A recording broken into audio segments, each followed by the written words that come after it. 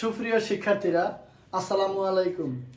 জিকুস টিউটোরিয়ালের পক্ষ থেকে আজকের আলোচনা 7 এবং 8। তো ইতিপূর্বে আমরা 5 এবং 6 দুইটা ম্যাথে আমরা সমাধান করিয়েছি। তো এখন আমরা আজকে করাবো 7 নাম্বার এবং 8 নাম্বারের ম্যাথ। তো আমরা এই দুইটা ম্যাথ কিভাবে আমরা সমাধান করাইতে পারবো সহজভাবে, তা আমরা এখন দেখাবো। তো দেখো, আমরা ইতিপূর্বে কিন্তু যখন আমরা বেসিক অর্থাৎ ক্লাসগুলোয় কথা বলছিলাম, তো আমরা প্রত্যেকটা সেক্টরে অর্থাৎ প্রত্যেকটা জায়গায় আমরা কথা বলছি যে আমরা কোণের মান যত বেশি জানবো, এই 9.2 এর ম্যাথগুলো তত বেশি সমাধান করতে পারবো। কোণের মানগুলো যত বেশি অর্থাৎ আমরা পারবো, তত বেশি 9.2 এর ম্যাথগুলো আমরা সমাধান করতে পারবো। তা আমরা বলছি যে 3টা কোণের মান আমার সবচেয়ে বেশি জানা রাখলে তো বাকি 3টা কোণের মান অটো বের হয়ে যাবে, এবং সেই 3টা কোণ, যেই 3টা কোণের মান আমার বেশি জানতে হবে, জানা লাগবে এবং শিখে রাখতে হবে, সেই 3টা কোণ হচ্ছে, একটা হচ্ছে সাইন থিটা, আর একটা হচ্ছে কস থিটা, আর একটা হচ্ছে টেন থিটা। তো আমরা জানি সাইনের বিপরীত কোসেক, আর কজের বিপরীত সেক, আর টেনের বিপরীত কট। তো আমরা যে জায়গায় অর্থাৎ এই 3টা কোণের মান থাকবে না, অপর 3টা কোণের মান থাকবে, সে জায়গায় আমরা অপর 3টা কোণের মান বের করব না। ওই জায়গায় আমরা এই 3টা কোণের মান বের করব। বের করার পরে ওই মানটা জাস্ট আমরা উল্টিয়ে দিব। ওই মান দুইটা জাস্ট আমরা উল্টিয়ে দিব, অর্থাৎ যেটা আমরা বাংলা ভাষায় বলি যে পা দুইটা অর্থাৎ উপরে মাথাটা নিচে। তো সেই মানটা যখন উল্টাবো তখন আমরা মনে রাখবো পা উপরে দিতে হবে, মা অর্থাৎ মাথা নিচে দিতে হবে। তো দেখো আমরা 7 নম্বরের অঙ্কটা আমরা কিভাবে সমাধান করতে পারি। তো 7 নম্বরের অঙ্কটা বলছে যে 1 মাইনাস cos স্কয়ার 60 ডিগ্রি, নিচে আছে 1 plus cos square 60 degree plus sec square 60 degree.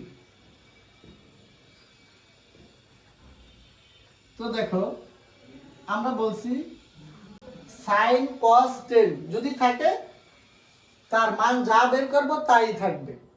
তো 1 মাইনাস আমরা 4 এর মাধ্যমে দেখাইছি cos 60 ডিগ্রির মান হচ্ছে হাফ। তো স্কয়ার আছে, স্কয়ার বসিয়ে দিলাম।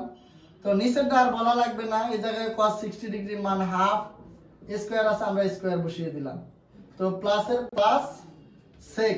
তো আমরা সেকের মান সরাসরি বের করতে পারি না, আমরা মানটা বের করব কজের। তো এই জায়গায় সেকের জায়গায় আমরা লিখি cos 60 ডিগ্রি। তো আমরা জানি cos 60 ডিগ্রির মান হচ্ছে হাফ। এই জায়গায় আমরা বের করছি কিন্তু cos 60 ডিগ্রির মান হাফ। এই যে cos 60 ডিগ্রি আমরা বের করছি, এই cosটা কিন্তু মূলত cos না, মূলত সেটা হচ্ছে sec। তো cos এর মান কেন বের করছি? সহজভাবে বের করার জন্য। তো মান বের করার পরে আমরা বললাম যে অর্থাৎ পা দুটা, অর্থাৎ পা মাথার উপরে আর মাথা নিচে। তো এখন জাস্ট মানটা উল্টিয়ে দিব। তো উপরে লিখবো 2, নিচে লিখবো 1। তো নিচের 1 এর ভ্যালু থাকবে না, সরাসরি আমরা লিখি 2। তো এই জায়গায় আমরা লিখতে পারি 2, যেহেতু স্কয়ার আছে সেহেতু আমরা স্কয়ার বসিয়ে দিলাম। তো দেখো 1 মাইনাস এদিকে 1 এর উপরে স্কয়ার করলে 1ই হয়, আর স্কয়ারটা দুইটার উপরেই আছে, 2 এর উপরে স্কয়ার করলে হয় 4, নিচেরটা সেম 1/4, আর এই জায়গায় হয় 4। 2 এর উপরে স্কয়ার করলে 4। তো এখন দেখো আমরা এটা কিন্তু উপরের অংশটা কিন্তু লসাগু করব। এটা নিচে কিছু নাই, মানে 1 আছে, 1 আর 4 এর লসাগু হচ্ছে 4। 1 4 এর মধ্যে ভাগ যায় 4 বার, 4 এর নিয়ে উপরের সংখ্যার সাথে গুণ 4, মাইনাস 4 4 এর মধ্যে ভাগ যায় একবার, 1 আর নিয়ে 1 এর সাথে গুণ করলে একই হয়। নিচের দ্বার আমি বলবো না, নিচের দ্বার তোমরা বুঝে নিবে। 4 প্লাস 1 প্লাস 4। দেখো বাকি অংশটুকু আমরা এই ডান পাশে করিয়ে দেই। বাকি অংশটুকু দেখো, তো 4 এর থেকে 1, 4 এর থেকে আমরা যদি 1 মাইনাস করি হয় 3, আর এই জায়গায় এটা হর হয়েছে 4, আর 5 আর 1 প্লাস করলে 4 আর 1 প্লাস করলে হয় 5, আর নিচে 4 আছে, আমরা 4 লিখে দিলাম। প্লাসের প্লাস লিখলাম, এই 4 এর 4, এই 4টার কাজ আমরা একটু পরে করব। তো এই অংশটার সাথে এই অংশটা ভাগাকার আছে, তো আমরা উল্টিয়ে গুণ করে দিব। 3/4 ইন্টু 4/5 প্লাস 4, এই প্লাস 4টার কাজ আমরা পরে করব। এই 4 এর পরে ভাগ করলে হয় 1, আর এই 3 আর 1 গুণ করলে হয় 3, আর নিচে 5 প্লাস 4। তো দেখো আমরা এই 4টার কাজ করব এখন। এই 4 এর নিচে কিছু নাই মানে 1 আছে, এই 4 এর নিচে কিছু নাই মানে 1 আছে। 5 আর 1 এর লসাগু হচ্ছে 5। তো আমরা লসাগু করার পর আমরা প্রথম অংশটা নিয়ে কাজ করি। আমরা পূর্বের ক্লাসগুলো অনেকবার বলা হয়েছে যে ভগ্নাংশের লসাগু করার পরে কি কাজ, প্রথম অংশ নিয়ে কাজ। প্রথম অংশের নিচেরটা দ্বারা অর্থাৎ লসাগু করে যা পাইছি তাকে ভাগ। তো 5 5 এর মধ্যে ভাগ যায় একবার, 1 আর নিয়ে উপরের সংখ্যার সাথে গুণ করলে হয়, অর্থাৎ 3 এর সাথে গুণ করলে হয় 3, অর্থাৎ প্লাসের প্লাস, অর্থাৎ 1 1 5 এর মধ্যে ভাগ যায় 5 বার, 1 5 এর মধ্যে ভাগ যায় 5 বার। তো 5 আর নিয়ে উপরের সংখ্যার সাথে গুণ করলে হয় 4 5 এ 20। তো দেখো আমাদের নিচে আছে 5 আর 20 আর 3 যোগ করলে হয় 23। এটাই আমাদের মূলত মান নির্ণয়ের অ্যান্সার। দেখো আমি প্রত্যেকটা ক্লাসে বলতেছি যে আমরা পূর্বের 9.1 এই ম্যাথ যখন করিয়েছিলাম তখন বলছি সূত্র যত বেশি পারবো ম্যাথ তত বেশি পারবো, সূত্র যত বেশি পারবো ম্যাথ তত বেশি সমাধান করতে পারবো। আর 9.2 কথা হচ্ছে যে মান যত বেশি পারবো অঙ্ক তত বেশি পারবো, মান যত বেশি জানতে পারবো অঙ্ক বেশি অর্থাৎ করতে পারবো, সমাধান করতে পারবো। তো দেখো আমাদের 7 নাম্বার অঙ্কটা শেষ। এখন আমরা অঙ্ক করাবো নাম্বার 8। 8 নাম্বার অঙ্কটা দেওয়া আছে cos 45 degree into cot square 60 degree into cosec square 30 degree. তো দেখো আমরা এই ম্যাথটা আমরা ইজি ভাবে করিয়ে দিব। যে cos 45 ডিগ্রির মান আমরা জানি 1/√2, cos 45 অর্থাৎ cos 45 ডিগ্রির মান যা sin 45 ডিগ্রির মানও তা।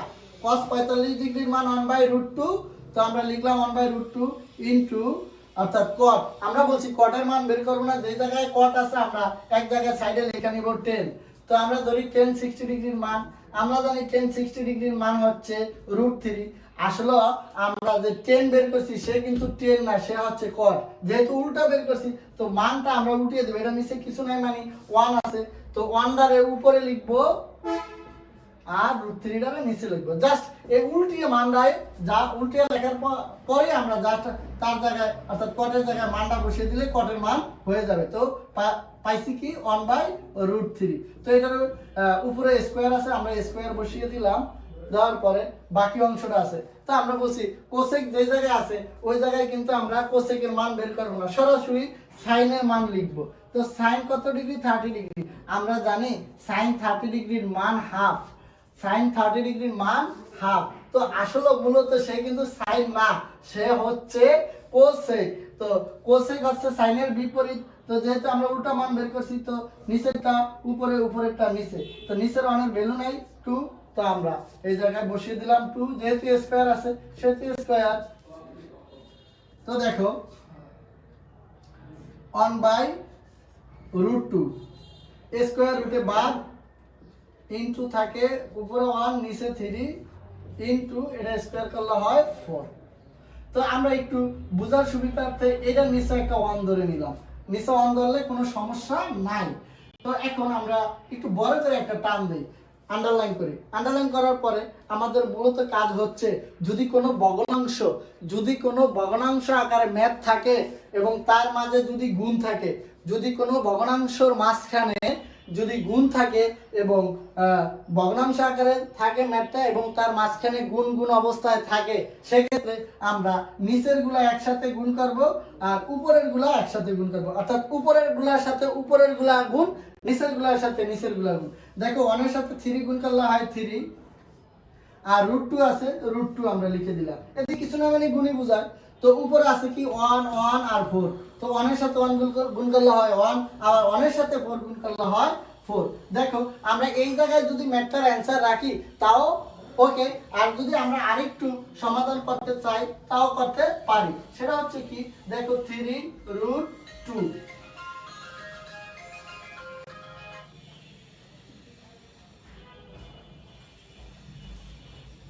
3√2, দেখো 3√2। তো 3√2 আর এই 4টাকে আমরা কিন্তু ভাঙাইতে পারি 2 × 2। দেখো তো আমরা আরেকটা জিনিস এখন জানবো, যেটা আমাদের কাজে লাগবে, অনেক সময় অনেক জায়গায় কাজে লাগে। সেটা হচ্ছে যে আমরা একটা পূর্ণ সংখ্যা লিখলাম, এটা হচ্ছে পূর্ণ সংখ্যা লিখছি 2। এই 2টাকে আমরা রুট আকারে নিলে এটাকে 2টা রুট করা যায়। তো 2টা রুটে একটা পূর্ণ সংখ্যা আর একটা পূর্ণ সংখ্যায় 2টা রুট, রুটের ভিতরে কি আছে সেটা আমরা পরে জানবো। যা থাকবে তাই আমরা লিখবো। জাস্ট আমরা বলতে পারি একটা পূর্ণ সংখ্যায় 2টা রুট হয়, আর 2টা রুট গুণ করলে একটা পূর্ণ সংখ্যা পাওয়া যায়। আমি আবারও বলি যে এই 2টা রুটকে আমরা গুণ করলে একটা পূর্ণ সংখ্যা পাবো, অর্থাৎ রুটের ভিতরে যেই সংখ্যাটা থাকে ওই সংখ্যাটাই আমরা পাবো। 2টা রুটকে গুণ করলে একটা পূর্ণ সংখ্যা পাবো, এবং একটা পূর্ণ সংখ্যাকে 2টা রুট করা যায়। এবং এটা কেন করলাম, এই নিচের রুটটাকে বেনিশ করার জন্য। দেখো তো এই রুটকে, অর্থাৎ এই পূর্ণ সংখ্যাটাকে আমরা 2টা রুট করছি। তো এই জায়গায় আমরা লিখতে পারি 2 রুট ইনটু √2 ইনটু আরেকটা 2 থাকে, আর নিচে থাকে 3√2। দেখো এই √2 এই √2 আমরা ক্যান্সেল করে দিলাম। তো এখন থাকে কি 2√2 / 3। এটাই আমাদের মূলত অ্যান্সার। সবাইকে ধন্যবাদ। আমাদের আজকের ক্লাসের আলোচনা 7 8 এতটুকুই ছিল। তোমরা স্টেপ বাই স্টেপ প্রত্যেকটা ম্যাথ পাবে। তো আজকের আলোচনা এই পর্যন্তই শেষ।